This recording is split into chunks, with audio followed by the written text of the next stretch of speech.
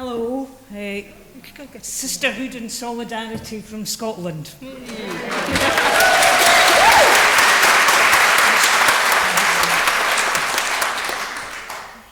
Scotland's campaign against self-ID, which is the core of the gender recognition bill we've been campaigning against for the last 5 years, has had many challenges to overcome. So before I focus on the media's role, I want to give you a bit of context about Scotland. We suffer from a small country syndrome. Holyrood, our parliament, is far more insular and cliquish than Westminster. The political conversation, whether in the leader pages or in the bars, is framed by the constitutional question. Think Brexit on crack. Nicola Sturgeon's iron hold on her party from November 2014, when she was anointed First Minister, was the stuff of legends. Her party, the Parliament, and civil society were her courtiers, as were many in the media, and she created a powerful myth that she was a left-of-centre, progressive, global figure, when the reality was much more mundane. She was, in fact, still is, a mediocre thinker who needed to control every aspect of her environment to survive. Yep. To be fair, she did that pretty successfully for nearly 9 years.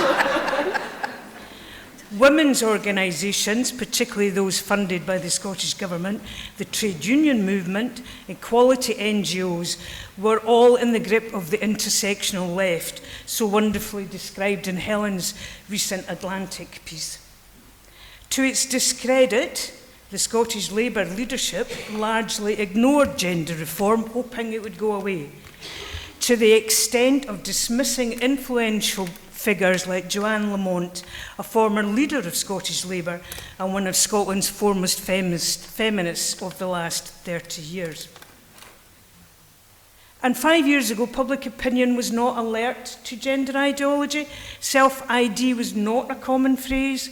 If anything, the public's instinct was to be kind to the poor men who believed their female spirit was trapped in a male shell. Think Hayley from Corrie, not a double rapist in a cheap wig.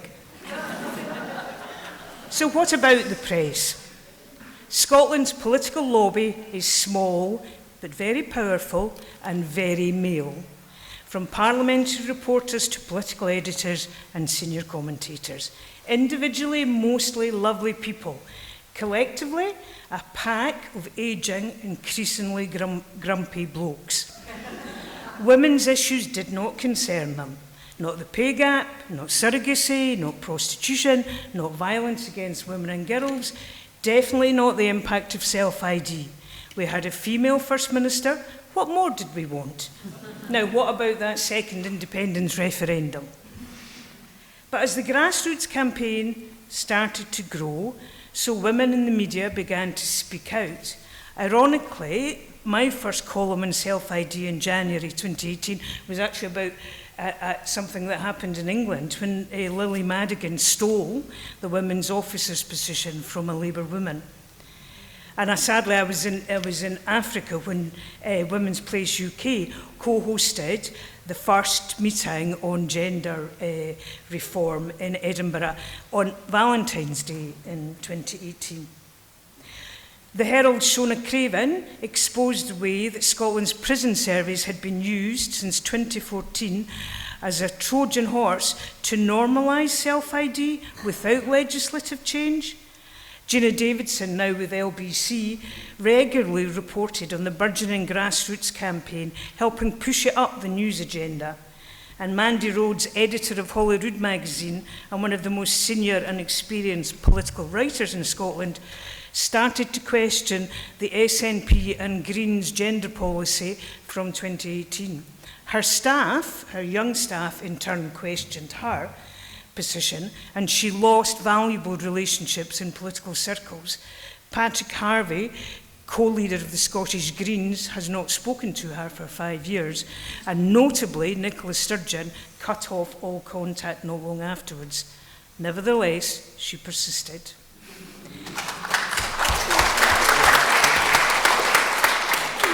In my view, our role was quite simple. Whether as reporters or commentators, it was to amplify the voices of the grassroots women and courageous women politicians and political activists who had the courage to speak out.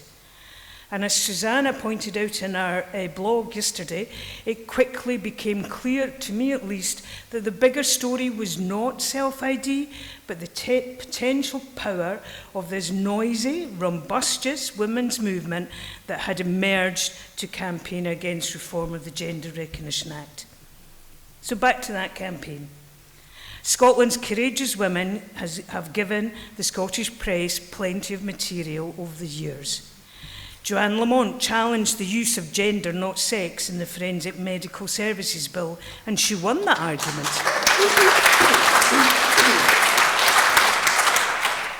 But she later lost the one to include women in the hate crime bill. A man dressed in drag on a Christmas night out is now protected under Scots law, or will be when the Act is in force early next year. A woman is not. Susan, Marion and Trina of For Women Scotland rallied women from across Scotland and beyond and took the fight with the Scottish Government to the highest courts in the land. They may have lost their recent appeal on the definition of a woman in respect of the public boards legislation, but the judgment last week that confirms a gender recognition certificate changes the legal sex of the holder, strengthens the UK government's case for a Section 35 that hopefully will veto the Scottish bill because it affects the UK-wide Equality Act. Leading SNP women, Joanna Cherry and Joan McAlpine, were punished by their party for speaking out.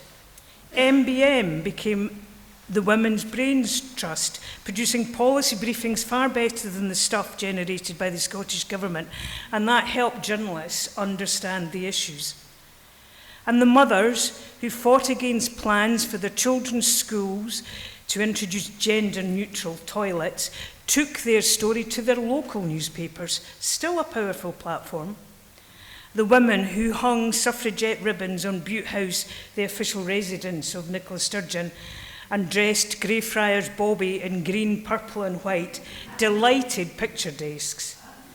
In the arts world, poets like Maggie Gibson and Jenny Lindsay were cancelled, but they took the opportunity to build new platforms and wider audiences for their work.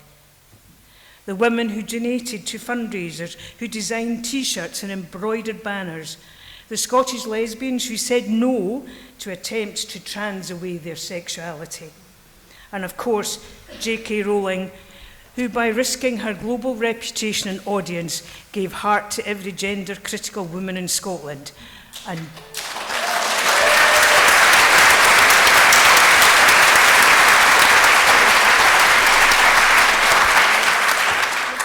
And she generated headlines in news outlets across the globe. All of these women, and far more, gave writers like me enough material to keep writing about the issue, even when our editors were a tad sceptical. By keeping the campaign in the public eye, they pushed it up the news list. And as a former press advisor to a Labour First Minister of Scotland, all I can say is that the women of Scotland are far more creative and effective than any high-profile spin doctor or political strategist of recent years.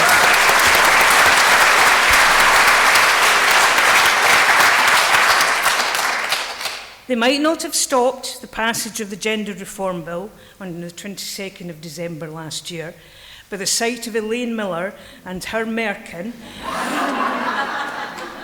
pushed Sturgeon's Pyrrhic victory off the front pages. So a few weeks later, when Adam Graham, a double rapist, sashayed onto the front pages in his cheap blonde wig covering his tattooed face, his penis poking through his leggings, the public and the press were primed. This is what self-ID means, double rapists in women's prisons. The outcry was palpable. It was actually a veteran male reporter who finally exposed Sturgeon. At a press conference on the 6th of February this year, Sturgeon stumbled and referred to Graham, the double rapist, as her. Tom Gordon of the Herald pounced. Does that mean you do, in fact, think he is a woman? Sturgeon had no answer. The women's rights movement, from J.K. Rowling to the women at home knitting scarves, had prevailed. 9 days later, she resigned. The campaign is not yet over. Self-ID could still become law in Scotland. Children are still being socially transed in schools. But by a skillful use of the press and social media, the women of Scotland expose gender identity ideology for what it is, a dangerous cult. The women who wouldn't wished won in the court of public opinion. Thank you.